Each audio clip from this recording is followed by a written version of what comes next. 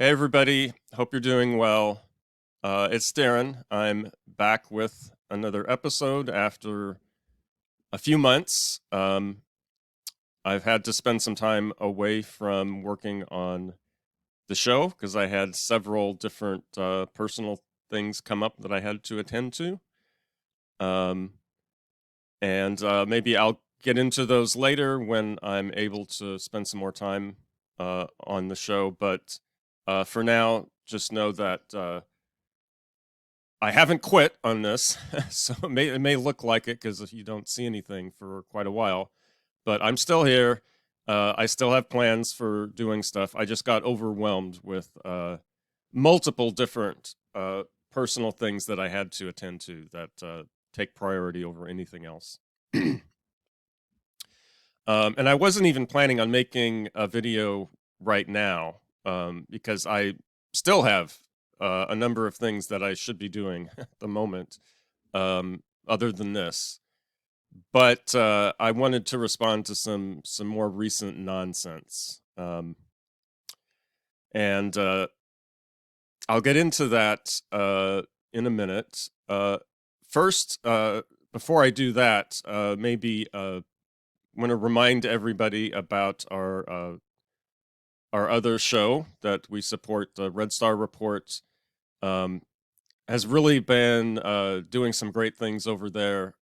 They've got a number of different new segments. They're starting a new season right now. They've been getting onto the radio in LA, KPFK. So they're really doing some great work over there, and you should go over and subscribe and watch their recent videos and everything that's going on. I still hope to.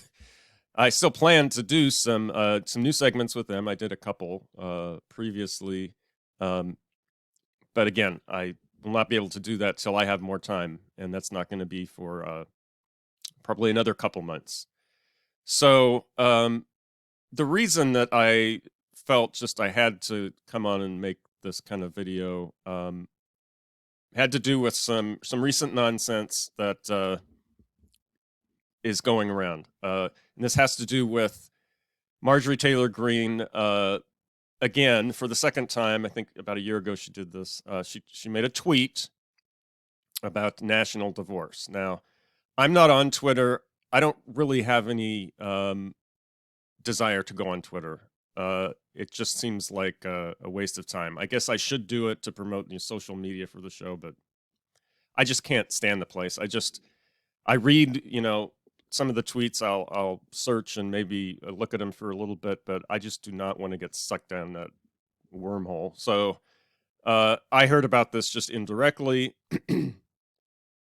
And so she tweeted this, and then there's been all sorts of responses. It's been in everything from independent media to the mainstream media to fringe media and everything in between. So it's bringing this kind of conversation about dividing the country or the polarization, secession, all this kind of stuff. Now, I'll say before I start, I don't really like this term national divorce so much. I don't really think it captures very much. It's not very descriptive. It's also been co-opted by a certain group of people. You don't need to be named, but it just says like, well, what does this really mean? So it doesn't capture, what somebody really intends. So like here in California, we just want independence. We want to, not have to rely on the federal government or be encumbered by the federal government when we make decisions for our own, be self-determined, and not be subject to whatever authoritarian tendencies and decisions are made in America. What the rest of America wants to do outside of California is up to them. I don't really have a dog in that fight. So this whole thing about national divorce, that the blue states in one, red states are in another country, that's not really my fight. I don't really care that much. It's really up to those people, in the rest of the country to decide what they want to do. I'm just concerned about California, and I think that's, in the independence movement, that's our primary concern. Anybody can have the right to do what they want as far as, self-determination, but this idea of national divorce is just kind of confusing. But let me show you the tweet and some of the reactions, and then some of the reactions I have to those reactions. So here is I guess the main tweet here. Thread: why the left and right should consider a national divorce not a civil war, but a legal agreement to separate our ideological and political disagreements by states while maintaining our legal union. So a couple things here. A lot of the liberals and leftists have been going on about, for instance, Cenk Uygur and what's her name on the Majority Report.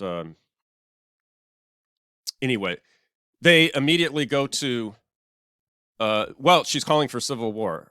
Well, I hate to defend Marjorie Taylor Greene, but she does say right here, should consider national divorce not a civil war, a legal agreement. So right there's some nonsense in the discourse. There's nothing about saying that you want to rearrange political arrangements that necessarily says this is leading to a civil war. We're so wrapped up in this thing that happened 160 years ago that we just immediately jump to that. But there are many movements. I mean, Scotland would like to separate from the UK. Quebec had a referendum on independence several years ago. Ireland and Wales have their own independence movement. Catalonia and Spain. There's lots of different places in the world that want self-determination or want to separate from the country they're a part of, and nobody goes around saying, that they're promoting civil war, or they're promoting violence.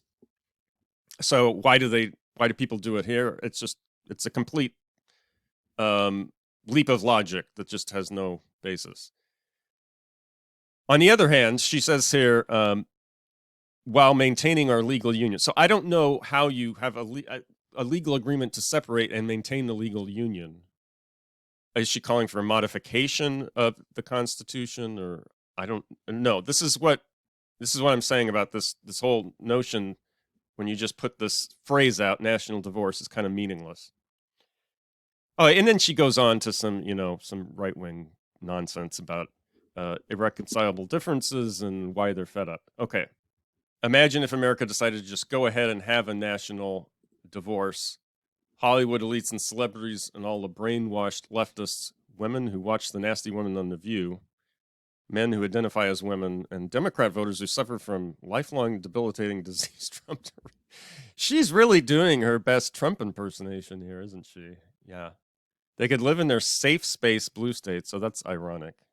The people who are banning books and shutting people up and saying you can't say certain things and banning certain history classes are talking about safe spaces. Okay. Own nothing. Let their government decide and control everything. Yeah, I would say, so I guess if you're in a blue state, we want to be communist and not have any private ownership. Anyway, so I want to get to some of the reactions of this. Again, I don't want to focus on this idiot. I want to focus on some of the reactions, especially from maybe some people on the more left side of the political spectrum. And basically, this falls into a couple different categories. The first one I'll get to is the idea that, well, there's not really that much differences. It's just the person down the street. It's just people. It's just the people in power who are stirring up these differences. Really, we all just get along. We really see eye to eye on almost everything. And so this is just stirring up divisions between people that we really don't have. Now, I know this is a really popular line, and I get some of it, right? But there are differences, and I think it's really disingenuous to just deny those. So Let me go to, there's a segment on breaking points. So let's look at that. I have some more news from that side of the aisle. You want to set this one up, Emily? Yeah, absolutely. Well, Representative Marjorie Taylor Greene has called for a national divorce using that exact language. She was sort of mocked for this tweet yesterday. This is the quote: "We need a national divorce. We need to separate by red states and blue states and shrink the federal government." Everyone I talk to says this. From the sick, it's like Trump, right? Many people are saying, from the sick and disgusting woke culture issues shoved down our throats to the Democrats' traitorous America Last policies, we are done. We are done. All right. So obviously, somebody with now as much clout in the Republican Party as Marjorie Taylor Greene actually does have. She is in a position right now. I wouldn't have predicted this maybe a couple of years ago, but she is in a position right now where she does genuinely have some clout in the Republican Party. And here she is calling outright for a national divorce. Really? You thought that she would never have a position of power in the Republican Party? Have you followed where the Republican Party has gone the past few years? This was completely predictable. Again, I just don't understand these people. They're always surprised by things. Anybody 2, 3, 4 years ago, as soon as this woman was elected, could have seen this is the direction that the party is going. It was inconceivable after Trump that somebody like this would rise in a position of power? Okay. That's why we're covering it here, because it is worth talking about. There have been, on the right especially, some rumblings of this. There always are. By the way, you probably remember this, like going back years. There's always that conversation. There's an interesting point to be made about the fact that we have sort of come apart, to borrow the language from the book Coming Apart, in socioeconomic ways, in that people who are at very different ends of the socioeconomic spectrum are basically living in different worlds within our own country at this point. But that said, Marjorie Taylor Greene's argument falls apart because of her own state. What do you do with Georgia, right? I mean, seriously, a purple state like Georgia. Do you live in a blue state? Exactly. Exactly. And are your neighbors who you might get along with fine and who voted for Warnock or who voted for Ossoff, what do you think of them? Do you think they should live in a different country? Do you think that they do live in a different country and it's just, it hasn't been formally determined at this point? So I'll answer that question. Yes, she does think they live in a different country. Yes, she does wish that they didn't live there. Again, why is this so hard to understand? I just don't understand what the thinking is here. She does not accept her two senators, as legitimate, and she wishes that they weren't there, or she wishes that they would change their ideology. It's not that hard to understand. What don't you understand? And so I think it's an opportunity, I think, to really consider the impracticality, not just, I don't mean that like logistically, but just like actually philosophically, it makes no sense. It's an incoherent kind of idea. I mean, there's a few things to say about this. To me, it feels like a sort of throwing up of your hands and abandonment of any idea of a democratic, small d, democratic nation, where, okay, you disagree with whatever the Biden administration is doing, there's going to be another election. Like, that's the whole idea is, okay, we have this push and pull, and yeah, the country has different ideas about exactly how we should accomplish it. That's why we have a democracy, where you appoint representatives and where you elect representatives and where you run on a platform and you make your case for your ideas and may the best ideas win. That's the whole idea of what we're doing here. Okay. It's really difficult for me to say how mind-numbingly stupid Krystal sounds here. She just said, this is the whole point in having a democracy. This is what we're about. We debate ideas. We have elections. We respect elections. We talk about issues. We come to compromise. We talk through things. This is what this kind of society is supposed to be like. Again, where has she been the past 6 years? Where's she been the past 2 years? What is going on in these people's heads? Did she forget what happened 2 years ago? Did she forget that there was an entire movement that didn't accept the results of an election and tried to violently overturn it? There is a huge segment of the American population that is authoritarian, and they do not believe in democracy, Krystal. Get that through your head. You're trying to bring them to the table and say, don't you accept, we want to be in a democracy. We're supposed to talk, we're supposed to respect elections and be civic and talk through things. They don't believe that. They're authoritarians. Okay?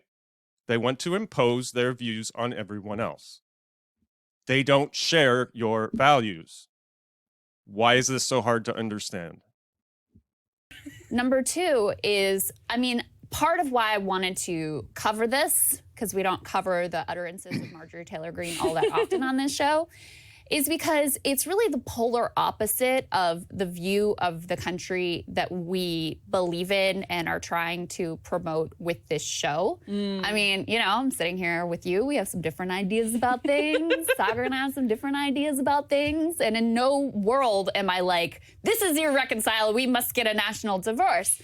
And I think that the reason the show, has been successful is because that is much more reflective of how people actually live in their normal lives than this bizarrely fringe, ultra online take of Marjorie Taylor Greene. It is ultra online.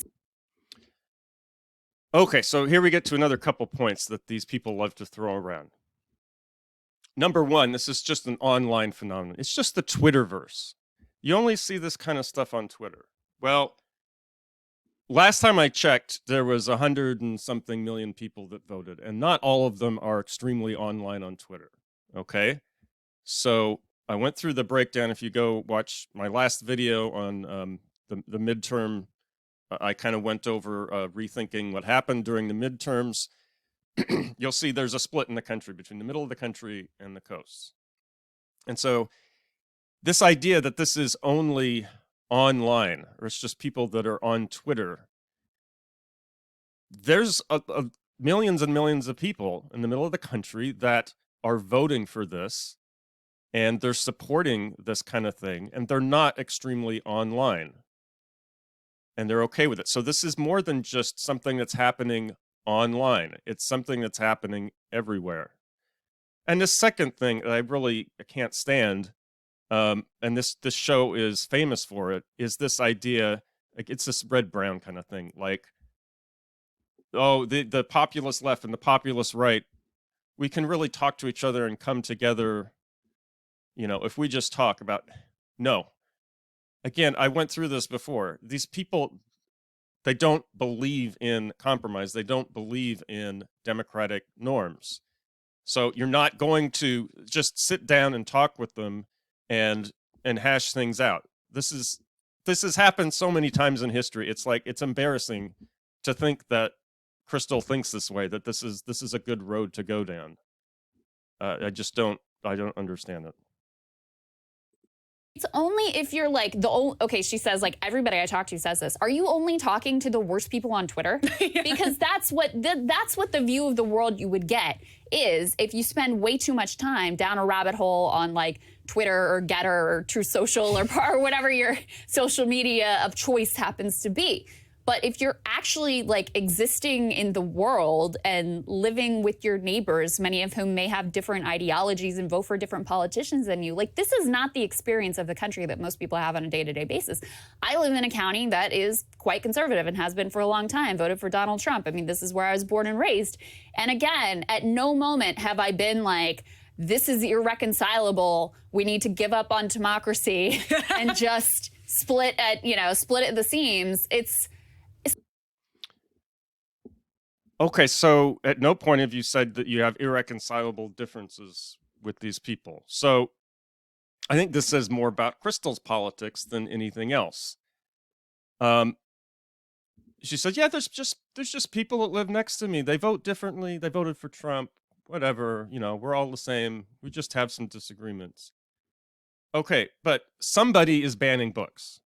Somebody is attacking LGBTQ community. Somebody is attacking drag shows. Somebody is instigating political violence. Somebody is not wanting to follow democratic norms. Somebody wants to tear down the administrative state.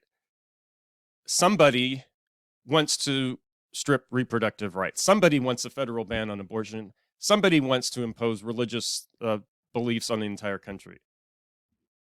That could be your neighbor, Krystal. Hello? These people that you're saying, I just have some nice disagreements with, those are the people who hold these beliefs. They're the people you're talking about, the people who live next to you. Okay? So, again, I don't get this thing about, oh, you know, it's just online. It's just, no, it's not just online. There's a lot of people out there who think this way. And she's just, you know, brushing this off as if it's no big deal. It's just, you know, it's just a few people on Twitter that are doing this. No, it's not just a few people on Twitter. So I think it's a very sad and very pessimistic view of the country ultimately. Yeah, and again, it is true that we are having a hard time agreeing on like very, very, very fundamental questions. Yes, very fundamental questions like, are we a democracy? I'd say it's pretty fucking fundamental. About, for instance, what is gender? What is truth? What is disinformation? What is democracy? Like, we actually are having a hard time coming to terms with those questions. That is not unprecedented in American history. We have had a very hard time determining the value of human beings. There are people who disagreed on that, perhaps the most fundamental question in human existence in this country. And that's not to say that we've handled it perfectly. It's not to say that everything is just peachy and that the United States is the perfect example of how to sort of work through these questions. But it is to say the whole point of what we do, as opposed to what other countries have done in human history, is work through these things and use this tool of constitutional democracy to create a more peaceful existence to the best of our ability. The best of our ability is not always going to be perfect, and it is going to be, sadly, tragic, violent, all of those things. Human existence is tragic and violent and all of those things, but we're working towards a better form of it. And to give up on that, yeah, that's really... Okay, so anyway, so she's just kind of throwing up her hands saying, well, this is just how America's always been. Well, maybe that says more about America than it does about anyone else. Okay. All right. Let me go to another video. So this is The Majority Report. It's a show I generally really like, but I don't like their take on this one. So let's listen to some of this. Marjorie Taylor Greene wants a divorce in the United States. Here we go. We need a national divorce, she says. We need to separate red states and blue states and shrink the federal government. Everyone I talk to says this, from the sick and disgusting woke culture issues shoved down our throats to the Democrats' traitorous America Last policies. We are done. All right, so that's a desire for civil war. Everyone says this. Again, this completely unjustified leap of logic. First thing out of her mouth. Okay, that's a call for civil war. No, it's not. Again, their brains are fried or something. When did she say that? She never said that. In fact, in tweets she said, I'm not calling for civil war. I'm not calling for violence. But these people's brains are fried on this particular issue. This tweet got some traction. Then she went on Fox News to talk about it. What do you say to your critics that say that our country's governed by our Constitution? You swore an oath to defend it. Is there any way that America, in spite of our differences, are we at a point where, okay, you either win an election and your side is up to bat, or you lose an election and their agenda gets pushed forward? Or do you actually think there will be a growing movement towards this because the divide is so deep? I actually think this is a much bigger movement than most people in Washington even realize. And you can take a look at the tweets that I made just yesterday. The amount of likes and retweets that those tweets got should tell people a lot, and they're just not aware of it yet because they don't talk to regular people. You see, this isn't ending our union. This is shrinking the federal government. Okay, I don't know what that last bit was about. It's not ending the union, but what she said first there is true. There was polling in 2021 asking people if they would be willing to support or think about secession into regional groups of states. And a majority of Republicans, if I remember right, in the South, supported that. So these are millions and millions of people. And a lot of these talking heads in the Beltway and in DC are living in a bubble, removed, and they don't really know what the rest of the country is thinking. So in that respect, she's correct here. And do you expect it'll happen? Last question. Well, I think it's something that we should work towards because, you know, it's kind of the vision that our founding fathers had for America, and I think it's a great one. It worked in the beginning. We just got it completely out of control. So I hope we can get there. Civil War? All right, Marjorie Taylor Greene, thanks for explaining it all to us. We appreciate it. I mean, the founding fathers were kind of, yes, they advocated for some states to have autonomy. There were states' rights guys. There were federalists, but there ended up being an agreement that federal authority needs to be. It worked in the beginning to be preserved over the states. Define beginning. Well, actually, if you knew a little history, you would know that there was many of the people that were founding fathers at the time who didn't necessarily expect that the Union would completely stay together. And many of them thought that it would be okay in 20, 30 years if a state decided they wanted to leave, that they could do that. They didn't really see it as this permanent thing that would, go on forever and forever. But you would only know that if you actually knew a little bit of the history, which she doesn't here. All right, let's look at one more video. So this is a Young Turks video that covered this topic a few days ago. Let's take a look at this map of the United States. As you can tell, you can see the red depicting the red voters or the Republican voters and the blue depicting the Democratic voters. There's a lot of mixing going on, Cenk. Okay, so if you can't see this map, this is a map where it's the presidential results from 2020, but it's by county where the size of the circle, the disk, is according to population, which reduces the disparity between the land mass and the voting. So it's a little bit deceptive when you just shade everything by land mass. So this is done according to population in these disks. She said there's a lot of mixing there. I don't know. I mean, if you look at this, I see a lot of blue on the West Coast. A lot of big blue disks. A few little red disks now and then. And then in the rest of the West, there's a little bit of blue, but mostly there's just not many people at all.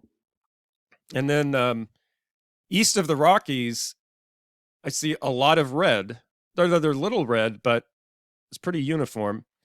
And there's a few blue urban areas. And then I see this enormous conglomeration of blue up in the Northeast. So this is what I was saying about, if you go watch my previous video, I broke up the country into these three pieces: California, Oregon, Washington. Basically the West Coast for all practical purposes. And then on the East Coast, I had the Acela corridor, which is that big blue blob that you see up there in the Northeast, and then the rest of the country. So just three pieces. The West Coast is very culturally, has a cultural identity, being on the West Coast. California, but also in Oregon and Washington are pretty similar to California, at least on the coast. And then the Acela corridor is just one big metropolitan blob that just stretches from one end to the other, and it's also got its own cultural identity. And then I just included everything else in the middle. And what you see is that there's like completely different countries. The middle of the country, you can say, yeah, it's a little mixed up, but when you look at the numbers, they're overwhelmingly for Donald Trump, they're for the Republicans. The Republicans would control everything in the Congress, the Senate, the presidency, and everything. And if you look at just each coast individually, the Democrats would control everything. So I get what she's saying about, yes, there's a little mixing in some places, but actually there's not much in California. If you look over at California, it's mostly these enormous blue discs and some smaller discs, and there are a few small red discs. So I'm not going to say like, it's completely 100% blue over there, but it's not really a thing over there, over here. Mm-hmm. Right? So how do you determine how this national divorce happens? And by the way, let's just address the fact that she is telling the American people that if you have one political identity and you move to a state that she has determined is a so-called red state, well, your rights to vote should be taken away from you for 5 years. Why? Well, they already don't believe in voting, Anna. They're already taking away voting. Why is this a surprise? Again, I come back to like with Krystal. What are you surprised by? They don't believe in democracy. They don't believe in voting. Of course they're going to propose a 5-year ban on voting. They're already trying to get people not to vote. They're already voter suppressing. Why is this a big surprise? Yeah. I mean, how ridiculous is that? So if you're a Republican and you move to California, should your voting rights be banned? I would never in a million years propose something that disgusting. But this is who they are, right? People like Marjorie Greene specifically use culture war issues to get Americans to think of each other as enemies, right? Oh, people living in Florida or Texas are my enemies. They're my enemies based on their views on culture, based on their views on what the right, social fabric for this country should be. No, we're Americans. No, I don't view them as enemies. I view them as a threat. And this is a question that I really have for these people like Anna and Cenk and these other people on these outlets, especially Anna lives in California, Cenk lives in California, is what point does it have to get to? How bad does it have to get before you decide that you're going to give up on this notion of trying to work through this system, before you're going to just not discard this idea altogether? If they have a federal abortion ban, if they start banning books, what if they come into the schools in California and start taking books off the shelves in California? What if they install voting bans in California and bring in troops to do it? I mean, all sorts of things.